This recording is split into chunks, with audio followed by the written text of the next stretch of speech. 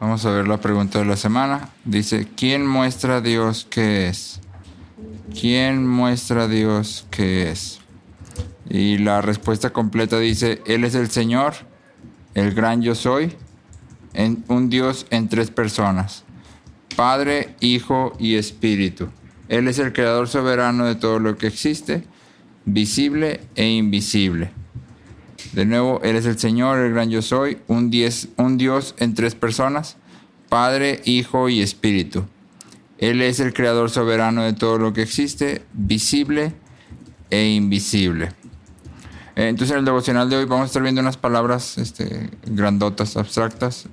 Recuerden, esto es el trasfondo de lo que nosotros debemos darle a los niños, es decir, debemos de contextualizarlo a ellos de manera que ellos lo puedan entender. Pero te lo voy a explicar de manera que podamos tener la idea completa que la pregunta quiere abordar. Hace un siglo, Nietzsche pintó una imagen del mundo como algo que no tenía sentido o propósito inherente. Y él decía que la idea de Dios era una mentira, era la gran mentira, y que la moral y la religión eran un obstáculo para el progreso. Entonces, según Nietzsche, el futuro pertenece a aquellos suficientemente valientes para crear su propio significado. Los ganadores de este mundo son aquellos que no se someten a Dios, sino que se vuelven como dioses al buscar poder. A esta perspectiva de la vida se le conoce como nihilismo, y esta es una palabra grandota que no necesariamente los niños tienen que conocer. El nihilismo es la creencia de que la vida no tiene sentido inherente y que los principios morales y religiosos no tienen ningún fundamento. Parte de lo que el nihilismo cree es que tú vives aquí y cuando te mueres simplemente todo se acaba, desapareces y ya se acabó todo. Y entonces, como todo esto no tiene un sentido real, un propósito inherente, la moralidad es subjetiva. Lo que está bien para ti puede no estar bien para mí y no pasa nada. Cada quien puede determinar su propio bien y su propio mal. Y la religión no es nada más que un estorbo para que el mundo avance. Es importante abordar la idea del nihilismo porque podemos vivir como nihilistas cristianos.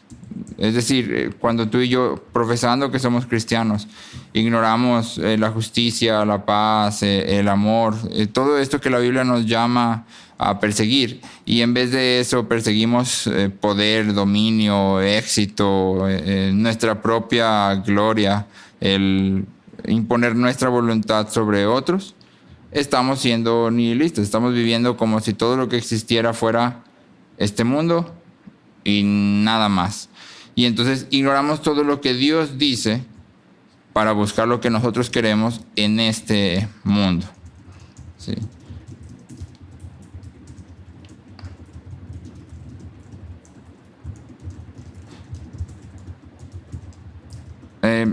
El reggaetón es una expresión nihilista. Porque si tú escuchas el reggaetón, hay dos cosas que pasan en él. Uno, el ritmo es específicamente enfocado a que tú muevas el cuerpo. Es una forma de decir, el cuerpo es todo lo que existe y yo lo que quiero excitar, mover, emocionar es el cuerpo. No me interesa nada de lo demás, lo único que quiero es que el cuerpo se sienta animado a moverse.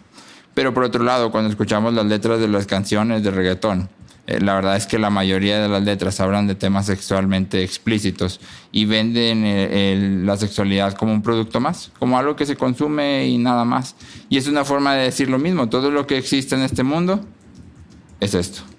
¿Sí? Y entonces la vida se trata simplemente de disfrutar, de placer, y tú no eres nadie para decirme cuáles son los límites correctos de la sexualidad. Y entonces yo tomo esta cosa que está ahí y la convierto en algo más que puedo consumir y usar a mi propio criterio, como yo quiero hacerlo. Entonces, el cristianismo y el nihilismo son directamente opuestos. De acuerdo con la Biblia, la vida tiene propósito y en realidad la gran mentira es negar la existencia de Dios. Proverbios 16:4 dice: todas las cosas hechas por el Señor tienen su propio fin, hasta el impío para el día del mal.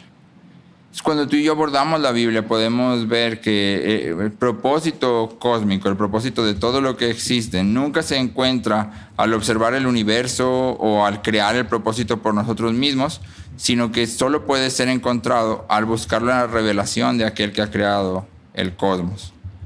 En la Biblia, tú y yo vemos que Dios es personal y relacional. Dios es el creador y sustentador de todas las cosas. Él es el Señor. La creación y soberanía de Dios se extienden más allá de lo visible hasta lo invisible.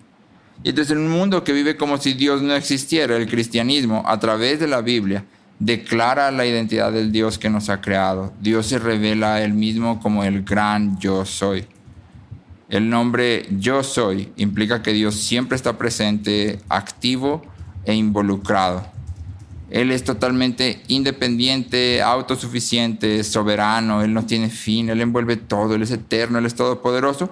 Y sin embargo, está activamente involucrado en lo que sucede en el mundo día tras día y lo que sucede en nuestras vidas día tras día. Así como se presenta delante de Moisés, Él es como una flama que nunca se extingue, como una zarza que nunca deja de arder. Y al movernos a través de la Biblia, la revelación de Dios se hace cada vez más brillante y clara. El único Dios, el gran yo soy, es Padre, Hijo y Espíritu. Es una Trinidad, un Dios en 3 personas.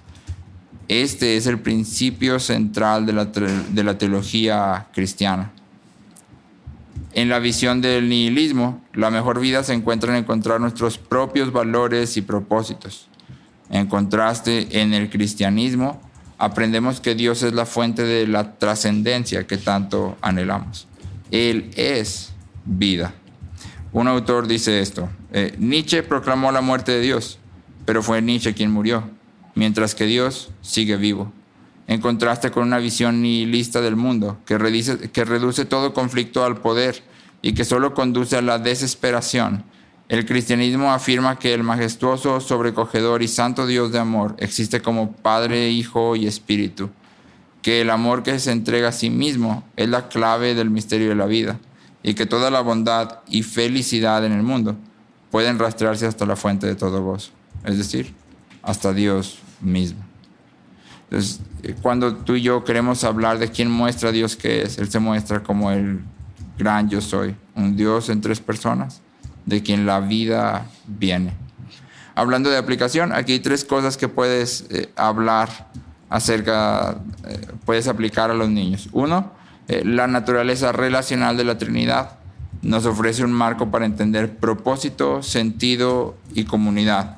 Es decir, cuando tú y yo reconocemos que Dios es una Trinidad, eso define de manera muy clara por qué hemos sido creados, para qué hemos sido creados y cuál es el propósito de la comunidad. ¿Por qué es que somos seres que necesitamos comunidad? 2, Dios es la autoridad suprema y el sustentador de todas las cosas. Así que nuestras decisiones diarias, nuestros valores y nuestro sentido de seguridad deberían reflejar esto. Y entonces aquí podemos poner una pregunta para los niños. ¿Cómo serían tus decisiones diarias diferentes si Dios no existiera?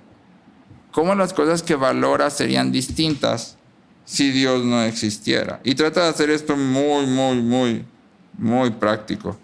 Habla de cosas que ves, de juegos, de música que escuchas, de amistades. 3, ya que estamos diciendo que Dios es el gran yo soy y que está activamente involucrado en lo que sucede día a día, los atributos que vemos de Dios, infinidad, eternidad, inmutabilidad, poder, santidad, justicia, bondad, deberían traernos descanso. Y aquí podemos hablar con los niños acerca de cuál es el atributo de Dios que a ellos les trae descanso. ¿Cuál es el atributo de Dios que al recordar son animados a perseverar en lo que tienen que hacer? Nuestro versículo de la semana es el Salmo 97:9. Dice: Señor Altísimo, tú eres en verdad quien gobierna la tierra. Señor, te rogamos, ayúdanos a exponer delante de los niños quién tú eres, Padre, con asombro, con amor hacia ti, Señor, y que ellos puedan ver ese asombro y el deleite que tenemos en ti y venir a ti, Padre. Te lo rogamos en el nombre de Jesús. Amén.